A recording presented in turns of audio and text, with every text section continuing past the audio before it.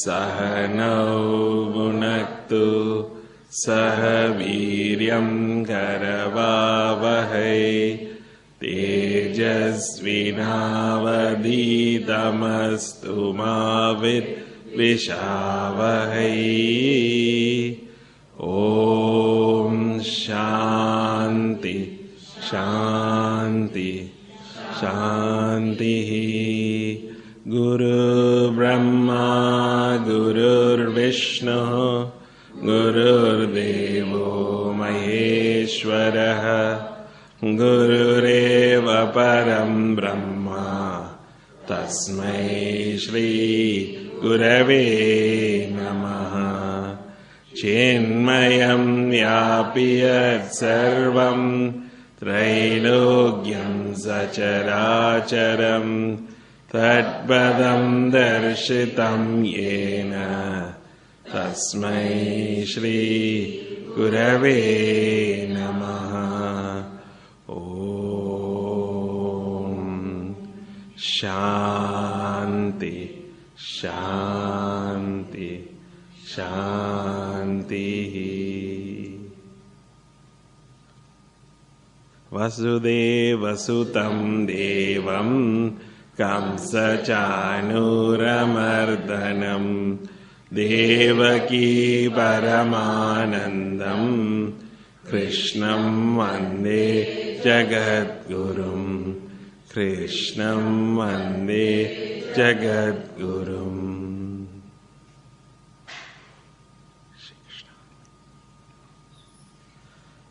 Bhagavad Gita begins with a setting. And the setting is one young man by the name of Arjuna is faced with the most difficult task, the greatest calamity of the world and of his own life. He has to face his own family members, and in that process of facing them, he has to kill them. His purpose that he walked into the battlefield is to establish what is good for everybody. For the well-being of totality, Arjuna walked into that battlefield. But having reached the battlefield, he sees his loved ones standing opposite him. And very close to him was his grandfather, his granduncle Bhishma, and his guru Dronacharya. Seeing them, Arjuna collapses. When we are faced with difficulties and conflicts, when we are made to face situations which we are not wanting to face, it's only when we face it, only we know. When we don't face it, we beautifully give advice to others. The best advice. But when we have to face it, how do we deal with it?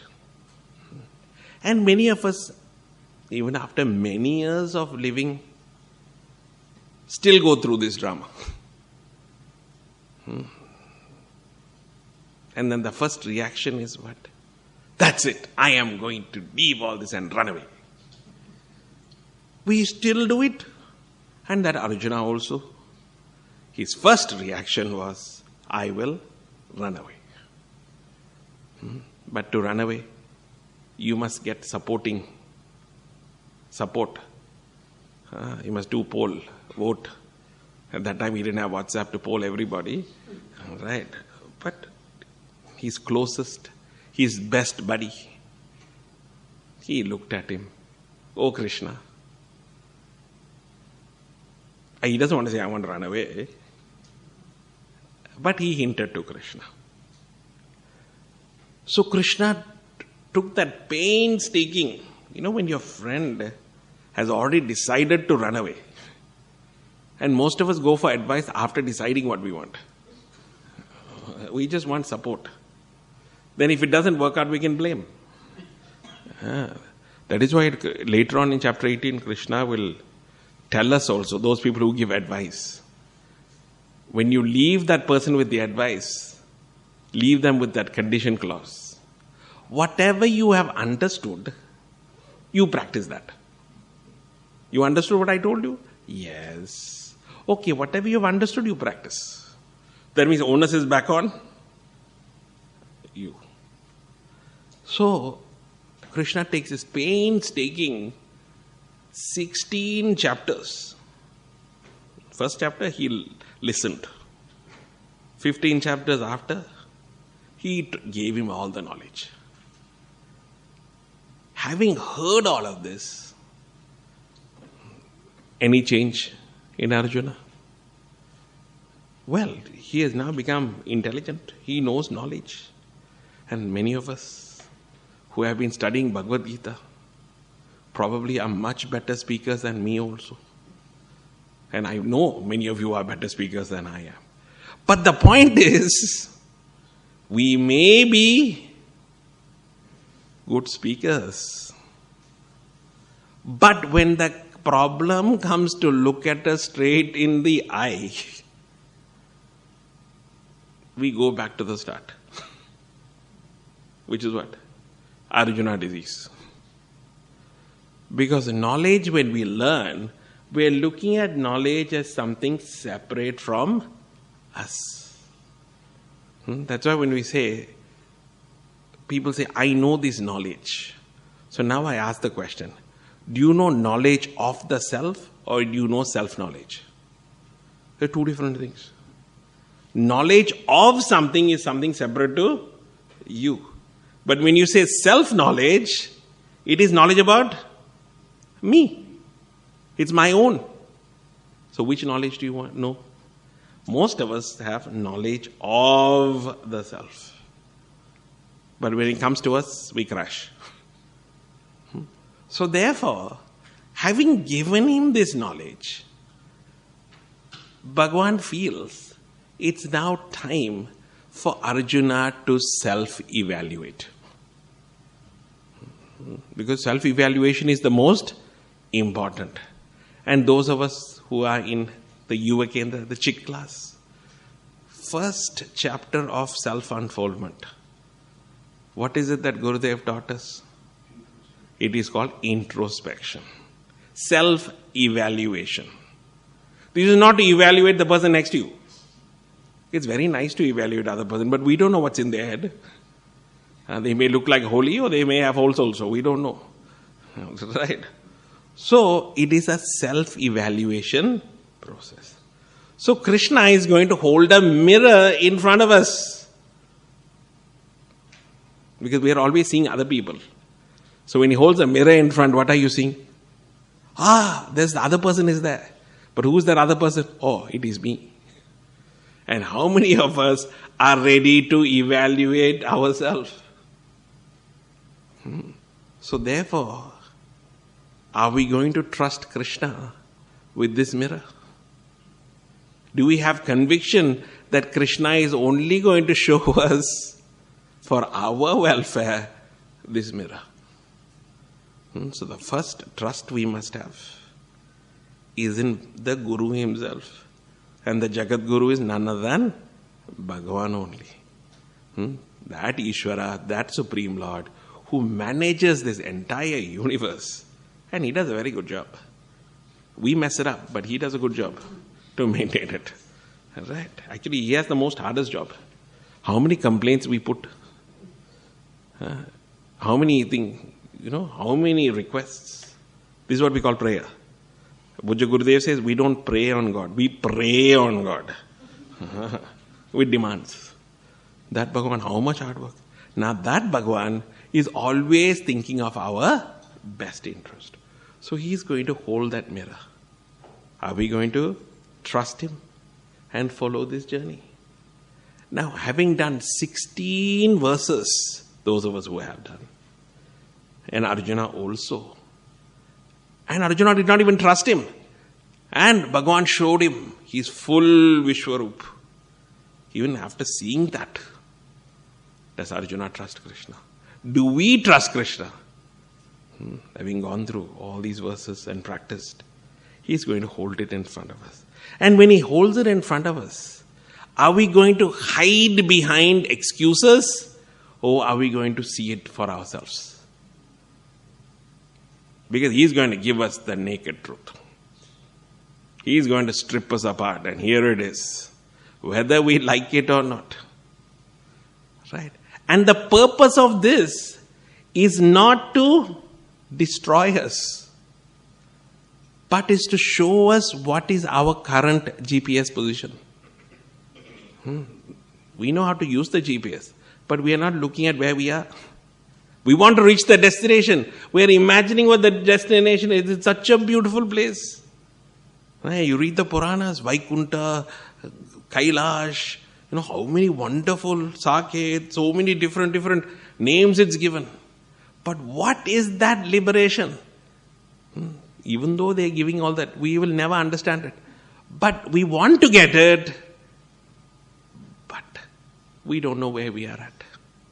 And many of us assume we are somewhere, and we may not even be there. Something that we are nowhere, and something that we have reached, and some are confused. Where are we at in this? What is my current location, my position? And he wants to show it to us because we know what we want to achieve, but we have to have a starting point. And each and every one of us have our own starting position. No one here is the same. Even though we may judge. So the judgment is about me. What is my current location? And then he shows us how we lift to the next. Now, if we're already at the destination, we should already know. See, if you've already reached the destination, you already know you're there. You don't need somebody to tell you.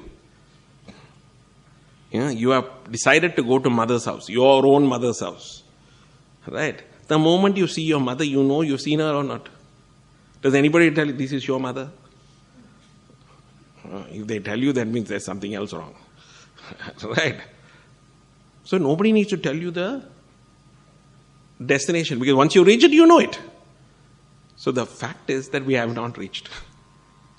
So therefore, wherever we are, from there we have to lift. So Bhagavan tells us that whatever we do in life is based on our Shraddha. Now this word Shraddha can be misunderstood also. And in the last part 1, we discussed what is this Shraddha. This Shraddha is my conviction. Where does my mind go when I am put in a tight spot? If you want to keep it simple. What is your response? Many years ago, Kaushal Bhai and I did this special workshop called POP. I'm sure Kaushal Bhai will remember this. Nobody else will remember this. And we're not going to tell you what it is also, because we may run it again. Right? We put people on the spot.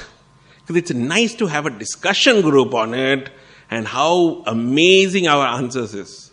But when you are put on the spot, what will be your response?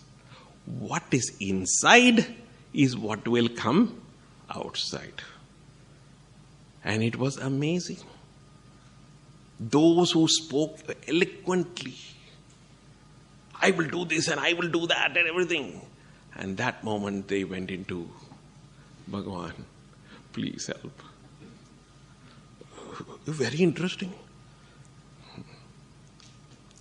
So, when we are put in a tight spot, what is going to be our response? It will come from within. And what is that propels us to do what we do? In normal language that we have studied so far in Vedanta, it is called our vasanas. And those who have gone to make it happen is a very special course. I hear Make It Happen 2 is coming. Just heard today only.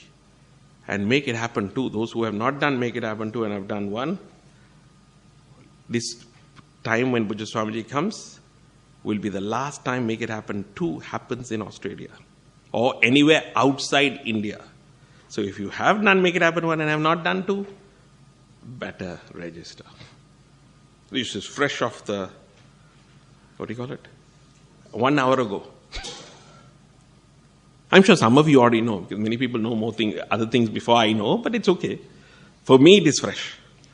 So now, in Make It Happen, and it comes in Gita also, Krishna says this is called our swabhava. What is our inherent nature? And that nature, which we call as our vasanas, how did we create it? Over a period of time, as we experience and interact in the world, develop our skills and abilities, put together, these impressions become channels of thinking, patterns of how we relate to the world. So these patterns are good, these are also, can be bad also. It's part of your likes, your dislikes, your good skills, your incapabilities also. Everything put together is called our swabhava or vasanas. In some places we call samskaras. All the values that you learn in Balvihar and children's classes are also swabhava. From your parents, your tradition, culture, everything put together is called my swabhava. So when the time comes out, when the situation you have to face, what comes out is these tendencies only. So therefore, how you think and what you do is based on this swabhava, these vasanas, which is what Krishna calls as your trust or your conviction or your faith. And you will do what your faith is. What I believe to be correct is what I will do. Not what I think. I may think, but what is going to push me to act is my vasanas. So these vasanas or this swabhava or this faith is classified into three things. Again, he breaks it down to be easier. Because to understand these vasanas is very difficult. So he's going to hold a mirror. And so in this mirror, he's going to show us three tendencies or three classifications of our swabhava, our trust, our shraddha. And that is called our gunas. And these gunas are called sattvic, rajasic and tamasic. So when the mirror is held, we will see sattvic, rajasic or tamasic. Or we can see, sometimes mixture. And Bhagavan very nicely, chapter 4, talked about that. I hope you all... Swamiji, I'm new to Bhagavad Gita. Can you tell me more on this mixture? Maybe I'm named Mishra also. That means mixture. Can you tell me more about that? You come for home satsangs.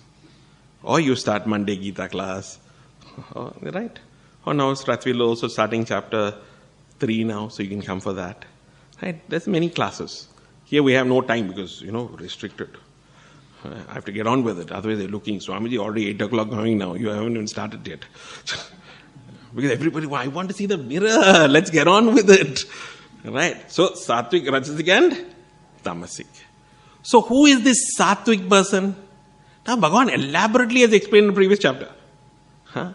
But one who has gratitude in the heart.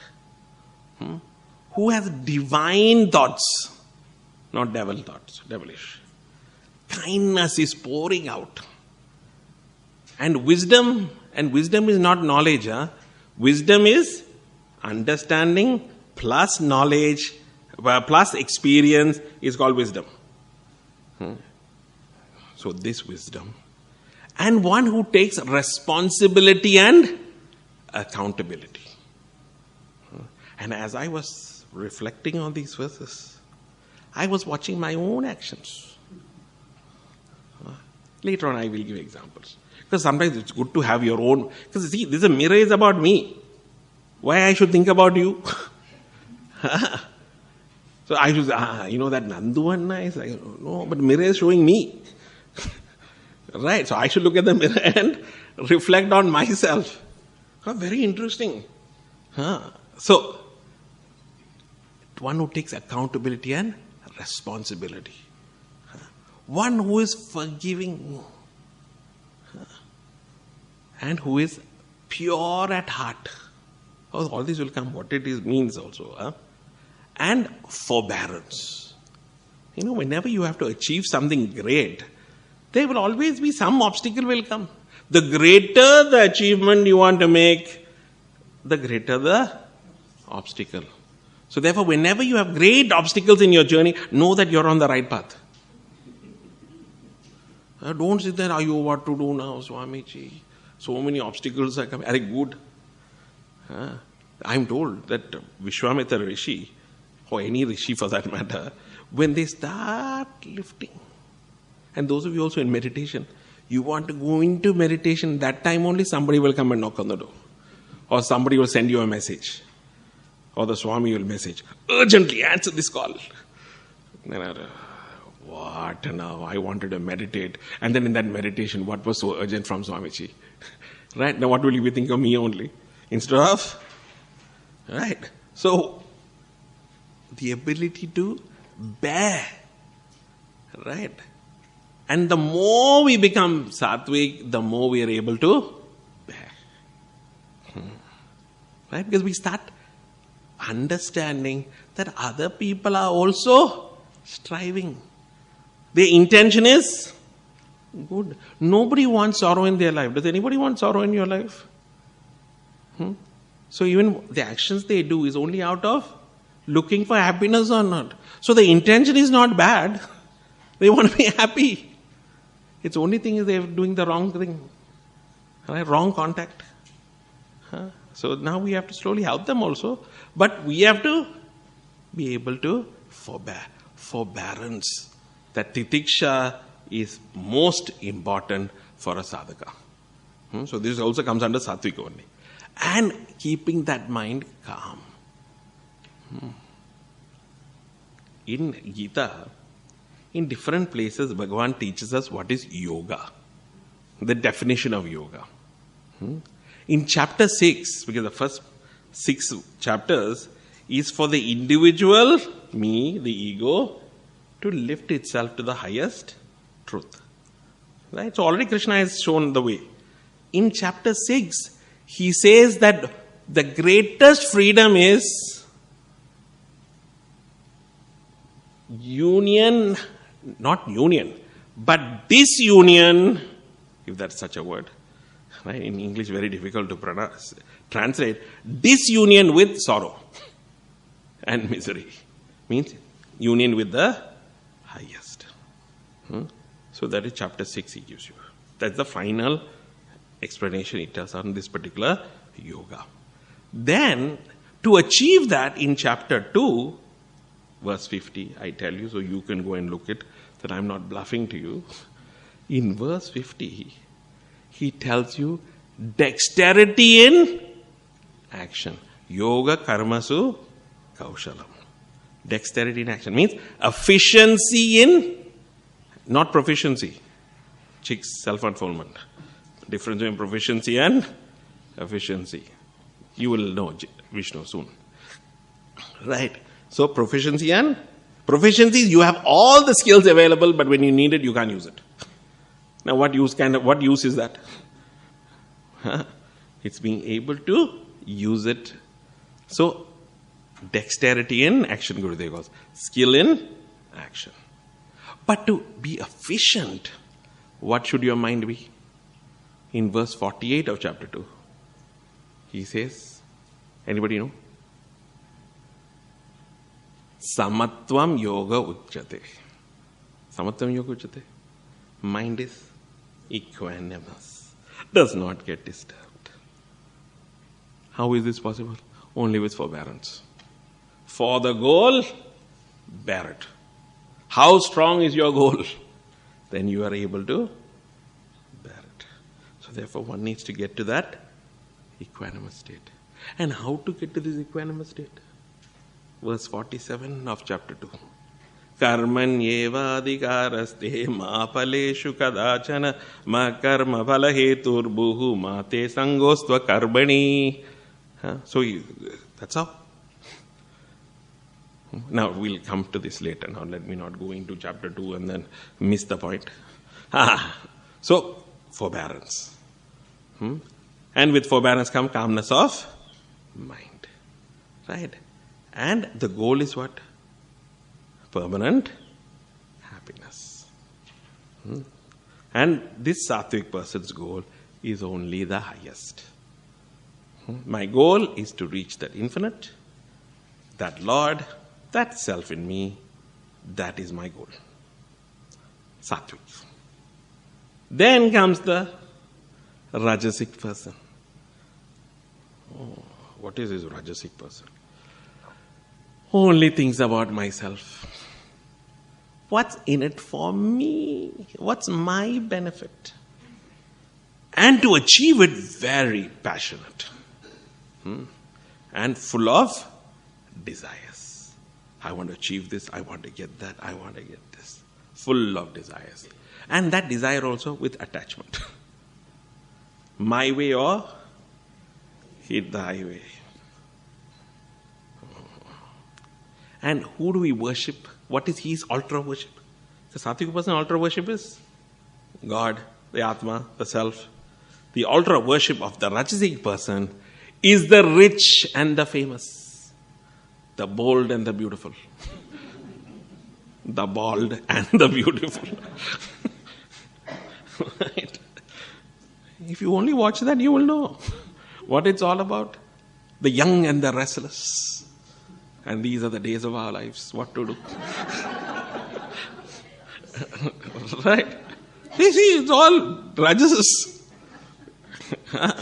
Those who understand those episodes. Right? So, we are only interested in worship. Our altar is the rich people. The famous. Anybody that can support my desires. Politicians. Please understand, politicians are not doing any favor on us. They won't vote from us. But Rajasic person knows that. No problem. But I will also scratch a few things and get for myself also. No problem. So therefore, the rich, famous and powerful becomes our altar of worship. And that's our goal. And our mind is agitated all the time.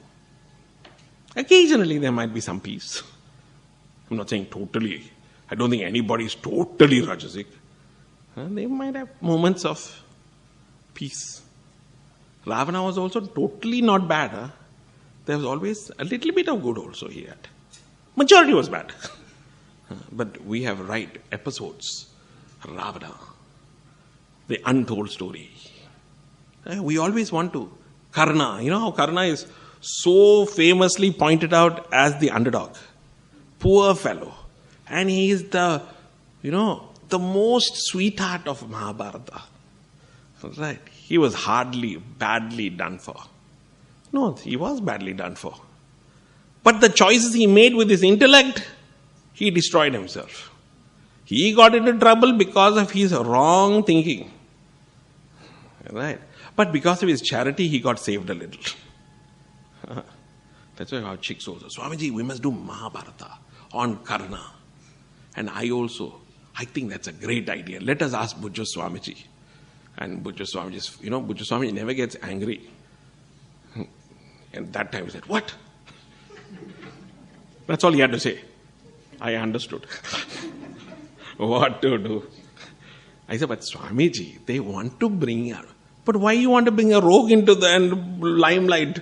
Chicks present, Karna. Right?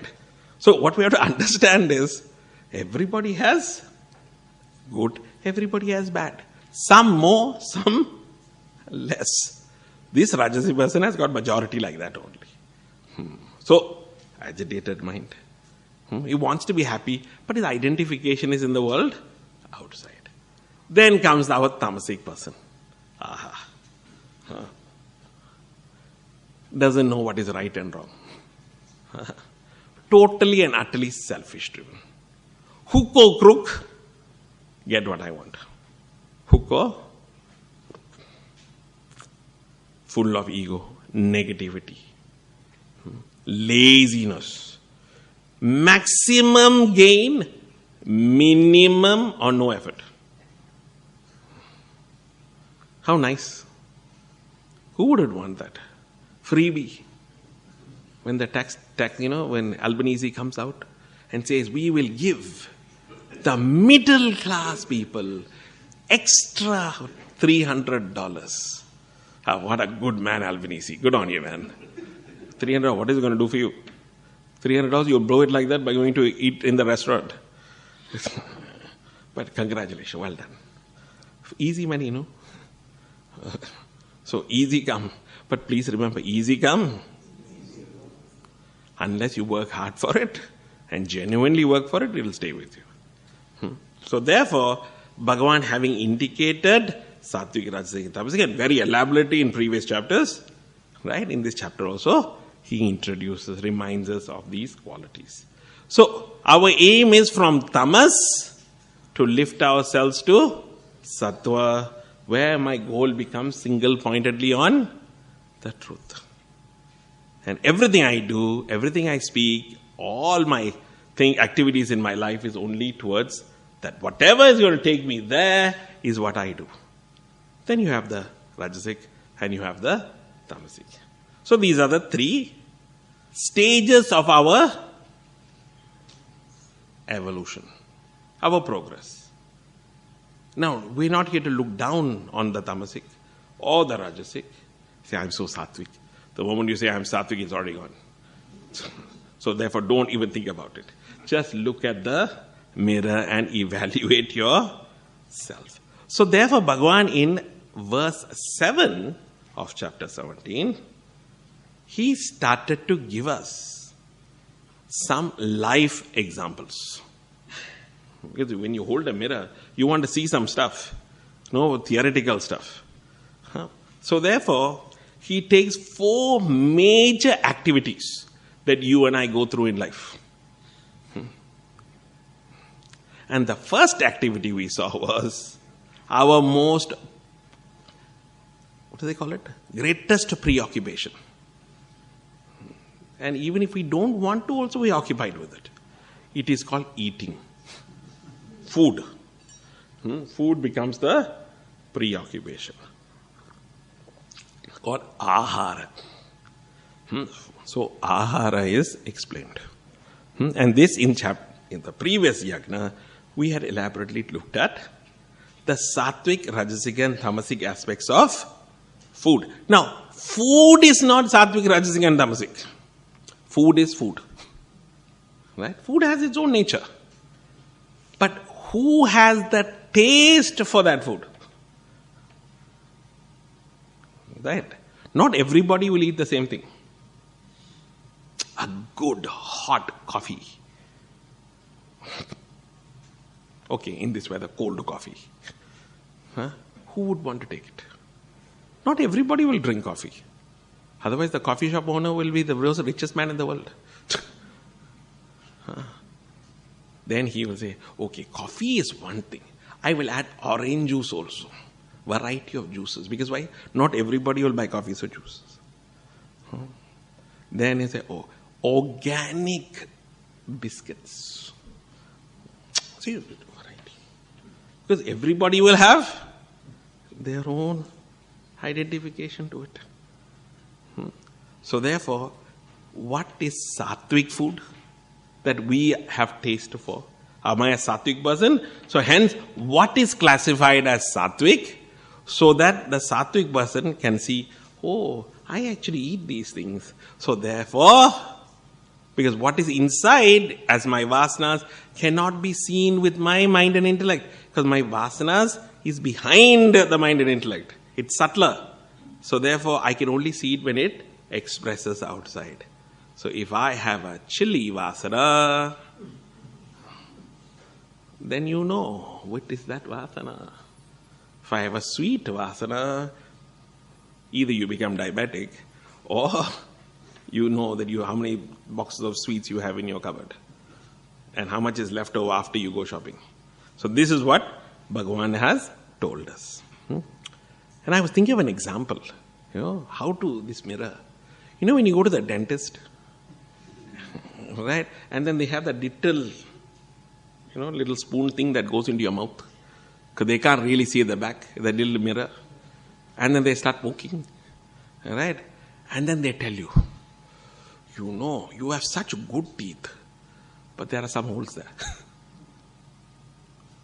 Right? See, unless they see through the mirror, they cannot see the holes. So similarly, we are also hold a mirror to see the holes in our life.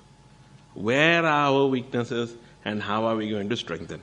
What are our strengths so that we can use that to help us? So therefore, in verse number 8, which talks about the ahara, I will just read it so that you don't feel like you have been missed out, those who are new to this thing. The foods which increase life, purity, strength, health, joy and cheerfulness, good appetite. They ask you, you go to Ayurvedic center, they'll ask you, how's your appetite? Now when you're eating their food, you actually have no appetite. But they ask you, have you got an appetite? Means you're not overeaten and you have still space in your tummy for breathing. Sometimes you go and eat and then can't even sleep also because they're overeaten. But they want to know whether there's enough room there for it to breathe. Right? You feel like you could put more in, but you're not. Right? So, good appetite. Which are savory and oleaginous, substantial and agreeable, are dear to the sattvic, the pure person. So you can go and, I hope you all will get a copy of Gurudev's Baghavad Gita and read that. Then he goes to explain who is a rajasic person. The foods that are bitter. Nowadays, even bitter, they add so much sugar to it that you don't know. It's not bitter, it's sweet now. I'm told. Cocktails. Now they have mocktails, but if you go for the cocktails, it is so sweet that you think it is a mocktail, but it's actually a cocktail. And then that sugar will kill you anyway, but that's a different matter. So, bitter, sour, saline, excessively hot, pungent, dry, burning. These are liked by Rajasic people. And what is the result of eating all this? Pain, grief and disease. A Rajasic person. Now imagine what the Tamasic person's condition is. Then in verse 10 he told us, that food that is eaten which is stale. You keep in the fridge for many weeks. Stale. Tasteless, microwaved 100 times. Putrefied, has smell. Rotten. Some apple is you cut it and throw that and then eat the rest. Rotten. Refuse. And impure. Such is tamasic. That's why, see, because of refrigerator, we don't know the difference. But actually, if there's no refrigerator and no chemicals put around those things, food that will rot very quickly. Actually, most things will rot. Within 5 hours, it will rot. So that's why we are told within 3 hours, food should be cooked and eaten. What, Swamiji? I know you will drag. Anyway, I leave it to you to work it out. You are the one holding the mirror, not me. Okay, so these are the Sattvic, Rajasic and Tamasic, food mirror has been shown to us. Now Bhagavan begins with verse number 11. So the first was ahara. 4 things, 4 activities. First is ahara, which is food. Most greatest preoccupation. Then he goes to talk about yagna. Yagna means the actions that we do, our duties. What is our duty? And he says, duty is yagna. So what is this yagna? And in previous chapters he's talked about elaborately. Chapter 3, yagna was everything. Yagna. Then he talks about tapas, austerity. Then he talks about dhanam, charity. What is giving? So 4 things. And all these 4 things most of us have done in different ways. You help somebody is also giving only. So Sattvic, Rajasic and Tamasic giving. Austerity, Sattvic, Rajasic, Tamasic. Yagna, actions, Sattvic, Rajasic and Tamasic. Food, we already saw. So what is this yagna? We now start. Nandavanna.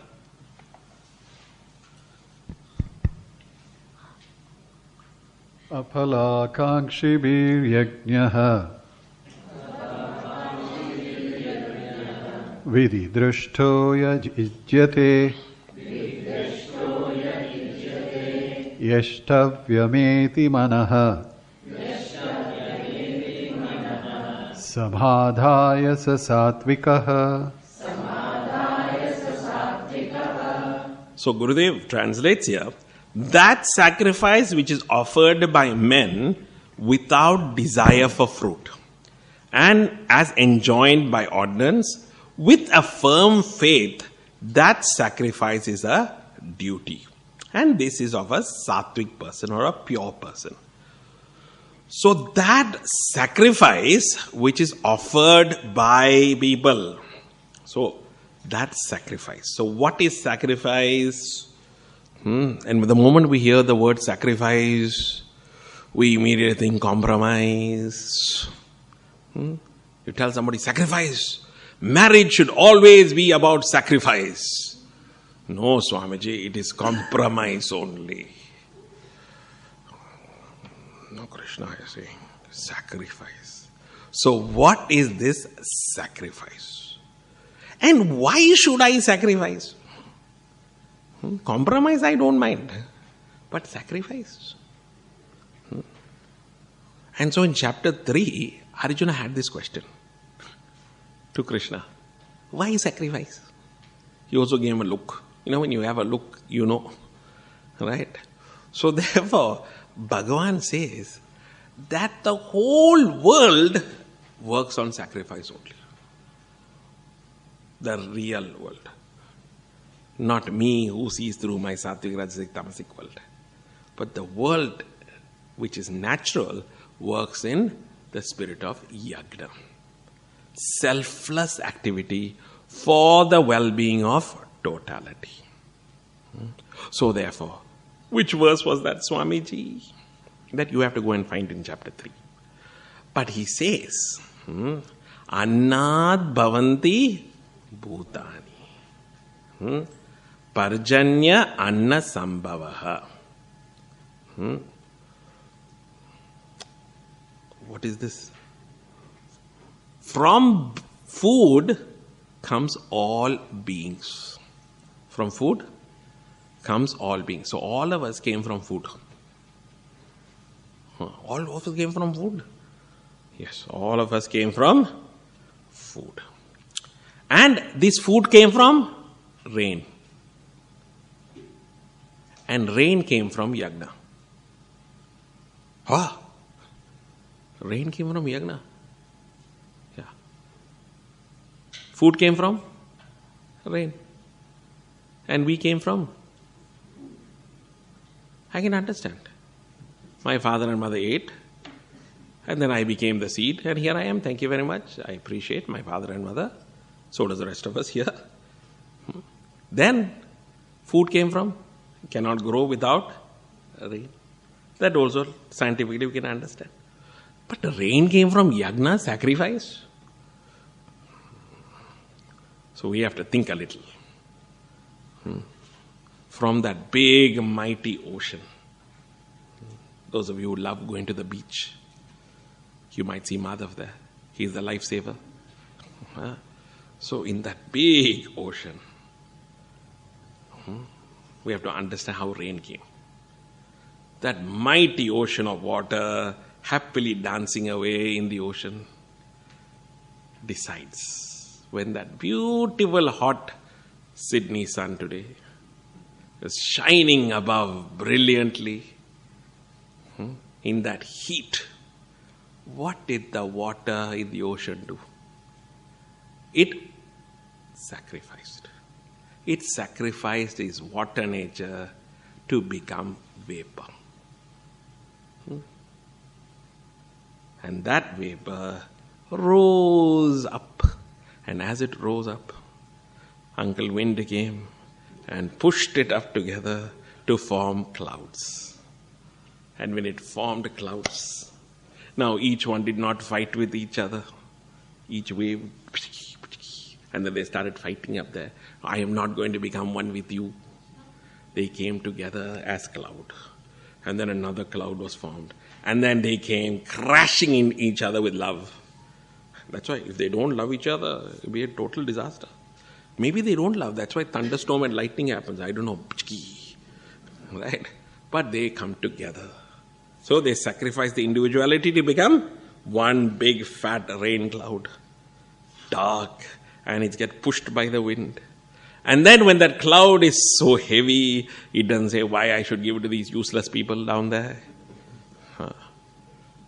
He didn't say that. He released himself to become rain. Now we didn't talk about the sun who has selflessly, whether you agree he should be out or not, especially today. Right? Absolute. I think he is the best karma yogi in the planet. Total sattvic son. Why? He just bees himself and does his duty. Whether you curse him or not, he has no problem. He had to sacrifice himself to produce the heat so that the water can be evaporated. So now when that cloud gave its rain, Mother Earth did not say, "Arey, this fellow is attacking me." Did the Mother Earth shout back? She opened her heart and the water fell into her. And then she didn't keep it to herself. She nourished the plants. And the plants grew. And then we happily ate it. Sacrifice. Because one sacrificed for the other's well-being, everyone is nourished. So therefore, that sacrifice which is offered by men or people without desire. Without desire. Swamiji, that'll throw us all out. We have plenty of desires. The sun, what desire did he have? Burning himself. Did he sit there and think, will these people praise me?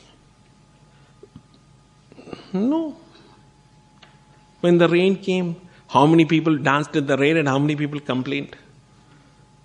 Chinmaya Sannadhi, pouring rain out there, everybody's dancing because slipping. Are useless rain, why you have to come now only? Right? I'm going to the airport, the whole place is flooded. I'm sitting and dancing in the flood in the car. Right?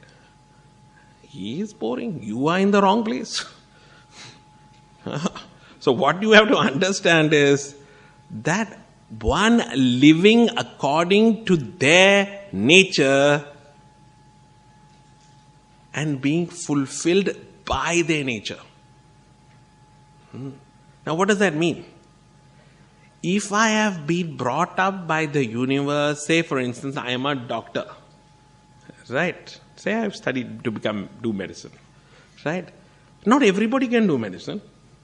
And it's not to look down that doctor is more superior than the other fellow. Sometimes we have this complex. Right? There is no complex. The garbage collector is equally important as the doctor only, because if he doesn't take the garbage away, your house will stink. Right? So what you have to understand is that my ability and my skills has been given to me by the universe. I have embraced it with my own vasanas and swabhava. So it has become part of me. I am this person. Right? Now, if the doctor is told to go and work at McDonald's, I send Rahul Bhai. Rahul Bhai, that's it. You have to work at McDonald's. What will this man be doing there? I wonder. He will cut and start doing incisions and start seeing how is this working inside. Because nature is that only. Right? So according to your nature only you will function. But if you are sent as a doctor, you go and work in McDonald's or Hungry Jack's or wherever, you are never going to feel fulfilled. You may get lots of money. I don't know how much McDonald's pays, but right. What I'm saying is that you may get a lot of money, but you will not get any satisfaction. Unless you live according to your nature, that satisfaction is not going to be there. That contentment, that feeling of fulfillment. Fulfillment comes only when you live according to your nature. At the moment we have two natures. And chapter 7 Gita, Krishna said, higher nature and lower nature. Higher nature is my Satchidananda Brahman. My lower nature is my Swabhava. Right? Now I have not reached there yet. But at least I can live according to my nature where I can feel that sense of peace and happiness. Right? So therefore, when one lives according to one's nature and fulfills that, brings out that ability and skills and use that for the well-being of society, one will feel that fulfillment. And such a person is said to be a sattvic person. Are you all with me? Right. So fulfilling your swabhava, your skills and abilities. Right. Without getting attached to the fruits of result. Now, here what is being indicated is person has no fruit of desire. For a sattvic person has got no, I want to achieve that. And I want it like this and this alone. Karmanyevadikaraste, do not have attachment to the result. Here one has no fruit. My fruit is to give my best with my abilities. And that is the fruit. It's not something else. It is this. How do I express myself out of thinking of the well-being of totality? Now, how to think of the well-being of totality? So therefore we are told it comes out of gratitude. Gratitude is what is going to help us to live in this mode. How many of us count our blessings and how many of us complain about what we don't have? Now big journals, you spend a lot of money buying gratitude journals. And people are making money out of us. But Bhagavan gave this knowledge. Where? To? In chapter 4. To the sun. That's why the sun is always functioning in gratitude. Karma yoga. We forgot.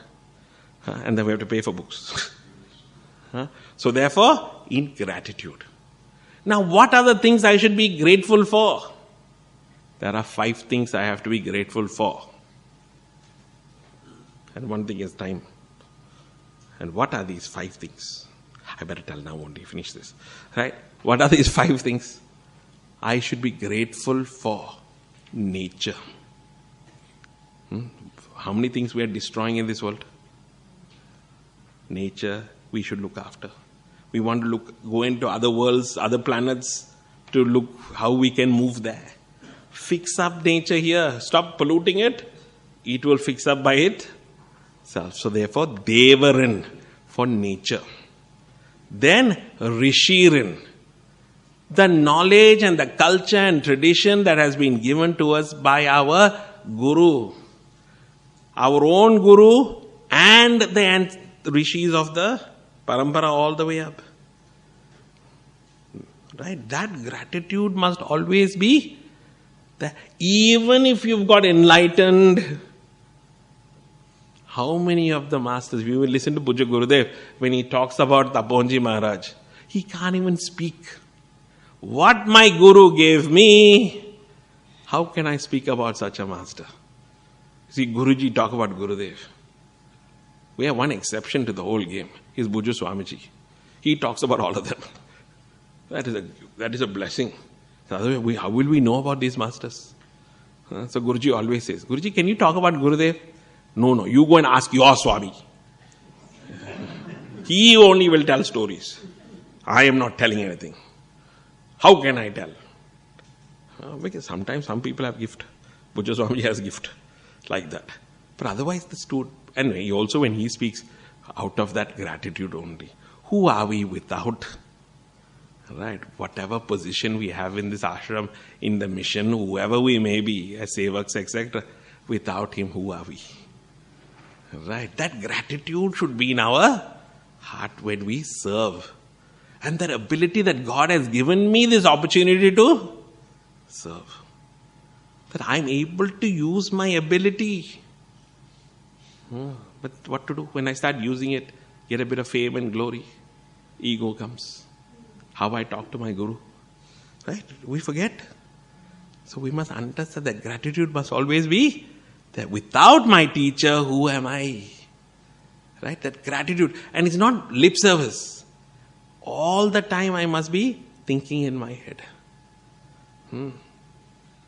So therefore, gratitude to nature, gratitude to Guru and the Rishis, uphold it. But in the name of upholding, don't become arrogant. In the name of Hinduism, how many things we are doing, right? How aggressive we become. And then we start, see, they are converting us, we have to be aggressive. Hinduism has never told you to be aggressive. You stand for what you believe. Don't become aggressive. Then you are equally the same as the other fellow. Right? So therefore, you uphold your dharma. Right? And you fulfill it out of your gratitude. So therefore, gratitude to Guru. Then gratitude to, so Devarin, Rishirin, Bhutarin, all the other living entities in this world. The spider and the cockroach and, don't tell me about cockroach, Swamiji. Spider, that fellow, big fellow comes into my office. He sits there, looks at me and I also look at him. Now, nobody knows what is going to happen next. Right? But one person told me, Swamiji, don't remove spiders from the ashram and the cobwebs. They keep the mosquitoes away. Right? They have their own purpose. As long as they live in their purpose and I live in mine, there's absolutely no problem. Right? So therefore, gratitude to all other beings. Then gratitude to fellow beings. We watch, what do they call it? Washed Up in Paradise. In a deserted island. All those things you all watch on TV. Right? A survival island. Right? All alone. And you will go mad. We should be grateful that people are around us. Right? Whether they yell at us or love us, it doesn't matter. They're with us only, Right? Be grateful that they're there. Right? Now imagine if there was nobody and only you. It's a scary thought. So therefore, gratitude to fellow beings. And then, so Devarin, Rishirin, Bhutarin, Nrurin, which is society. And what is the fifth one? Pitrurin. To our father, mother and the ancestors. Without them, can I be sitting here talking? So how should we look after our parents? In a pedestal. Not step over all over them. After getting married, don't even spend any time with them. Right? I don't know where we went wrong in our tradition. girl gets married to the boy's house, then she will disown her father and mother and only look after father-in-law, mother-in-law. So where all this came? If I love you, your father and mother is equally important as my father and mother. I don't know where, how. I mean, there must be some logic to it. But from a bigger picture, every parent is important. And hence, we love and revere and look after them. Right? And this is out of gratitude. And when we have gratitude in the heart, we will not ask, what is my duty? I am a doormat. Did my mother think that I am a doormat when I was born? Poor lady, how many years we fought with her, right? How she looked after us. Her father, how he looked after us. Right? Yet when they become old, we can't look after them. Right? What gratitude? What religion? We can't look after the nature that looked after us. We plunder and steal and take everything from it, but put nothing back.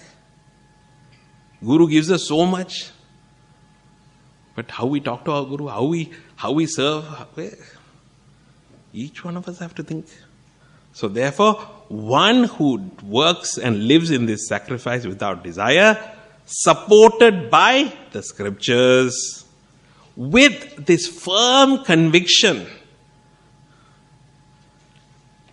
when the work is done in this way, it is called yagna, and this is my duty. And this person is called a sattvic person. Further, we will see in the next class of the rajasic and the tamasic yagna.